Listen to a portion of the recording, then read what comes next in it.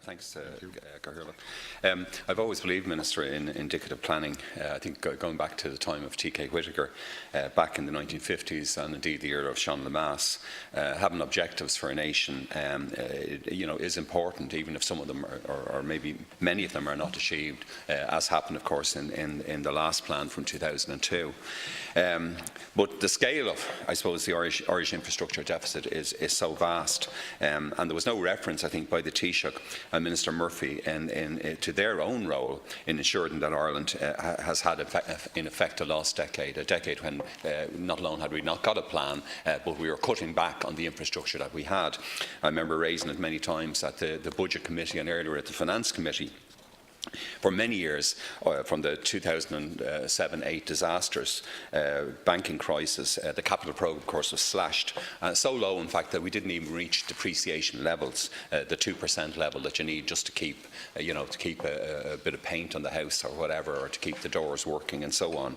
So it seems extraordinary that the Taoiseach, who is responsible for this, one of the key people responsible for it, he's now trying to present Fine Gael and himself, of course, as great capital planners. But I think that the damage done in that last 10 years, it will long affect and hold back the whole country, both urban and indeed rural. So that's why Deputy Bruton tried his best in an earlier contribution, but I think many people just see this as an election manifesto of aspirational dreams, and the Taoiseach is trying to sell it as a national project. I think most of us, of course, who ploughed through the National Planning Framework and then Ireland 2040, our plan, that's the fundamental conclusion, that the aspirations are there. Obviously, there's 116 million said to be dedicated to it, but there's still grave concern that a lot of these projects, which should have been achieved in the past decade, are still not going to be achieved over the next decade, and particularly in areas like housing and health that colleagues have referred to. And of course, the great unknown for us is what will happen in Brexit. I mean, after all, if GDP or GNI now is significantly damaged, then it may be very difficult to allocate 4% or 4% plus, which is outlined here at the start of the National Development Plan each year up to 2027.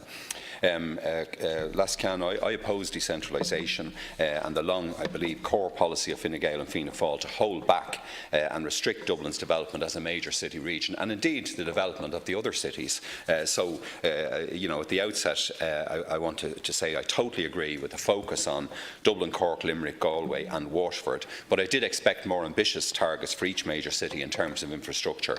I want to say that I agree with the designation of Sligo, Letterkenny and Athlone, and I believe Drogheda should have had full city status.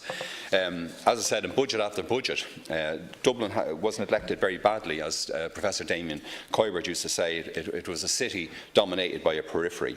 Hence, while every other city from Athens to Madrid and up to Oslo was enhancing their capital or main cities with great public transport systems, major public facilities, Dublin became somewhat of a backwater up to the turn of this century. Lord Norman Foster, the famous so-called star architect, I think rightly says that a premier city region, they're always identified by their infrastructure, by first-class transport, health, education, public housing and so on. And by that measure, unfortunately, Dublin hasn't been allowed by majorities in this House to become a premier European capital. So hence the disappointment you sometimes hear from visitors about the lack of transport, public transport and civic space infrastructure. As I said, I agree with the approach to concentrate development on major centres, major growth centres throughout the country.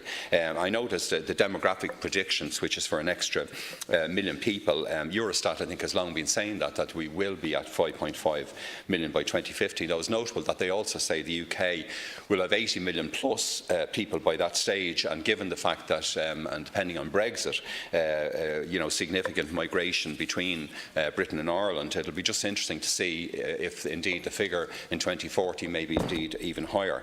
But we have continued, of course, to be an emigration nation, and the disasters, I suppose, of the 1980s and indeed of the banking crisis, had they not happened, we probably would be well past the 5 million mark in the Republic now, and heading back to the population of our country at the start of the 1840s.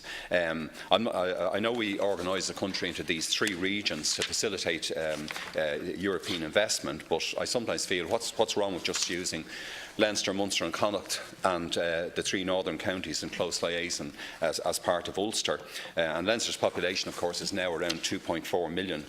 Last can, with the 4 Dublin counties heading for 1.5 million. So the task of the plan, I think, one of the tasks I would like to see as a Dublin representative would be to consolidate and expand the Dublin City region up to 2027 and 2040 as a premier metropolitan district for the whole country. Perhaps, Deputy Rowan, you would move the adjournment. I so move. And I'm delighted to be able to make a few concluding remarks. As I was saying last night, I think we know that every major metropolitan region in Europe is pulled along economically by a dynamic city at its core, and I think Dublin has begun to wear that mantle since the turn of this century.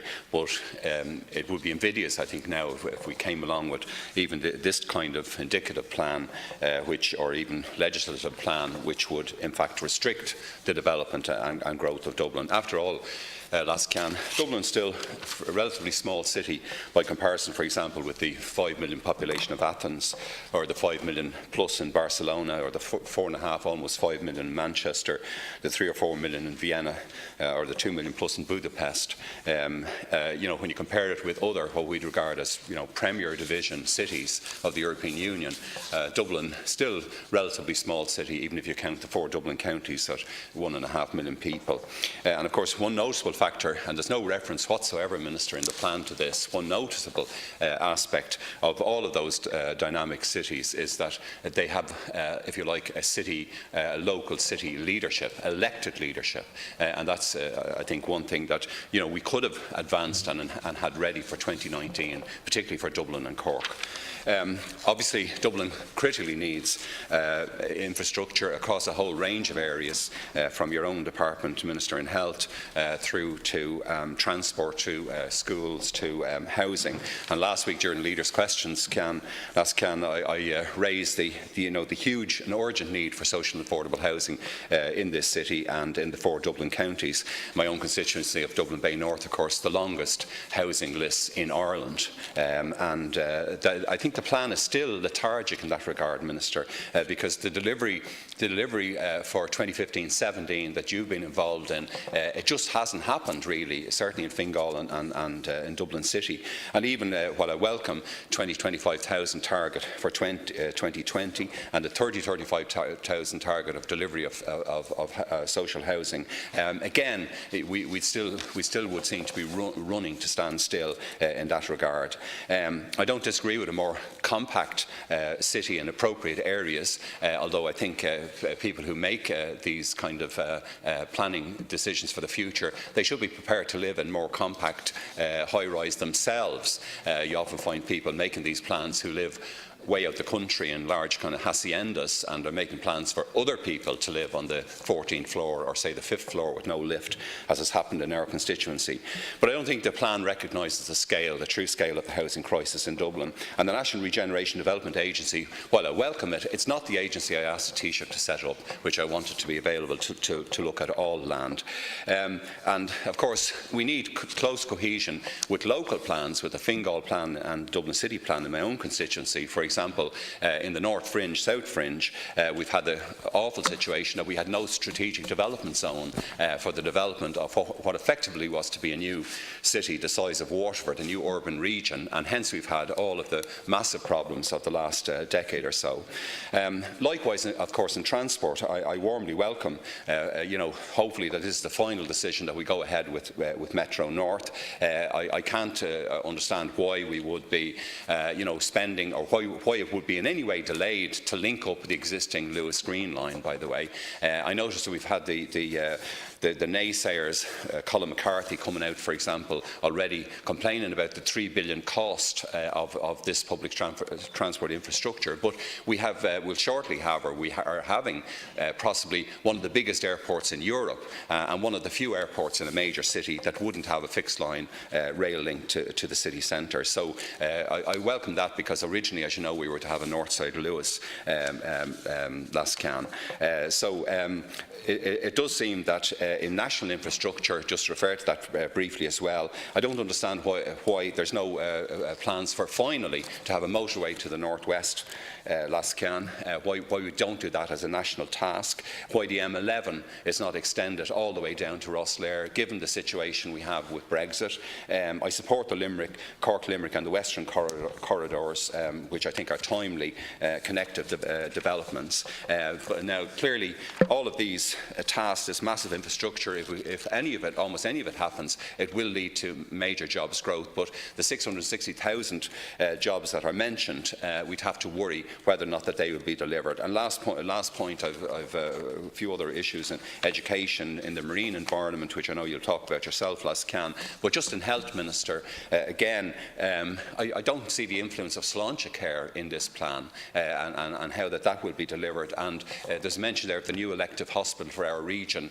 As you know, the north side, Beaumont, is always at 120, 130% capacity or whatever. I don't see why that hospital shouldn't be somewhere like Swords or the Swords-Donamead interface, somewhere around there. So with those few comments, last can, I just want to say that I do believe in planning, strategic planning for the country's future. It's of the utmost importance, but I think it would have improved Project 2040 if we'd had a sort of cross-party agreement. I know there will be some legislative plans in relation to planning regulation and so on, but that there would be national general agreement on how we advance our country and make it, of course, a very prosperous, peaceful and well-developed country by 2040. Thanks.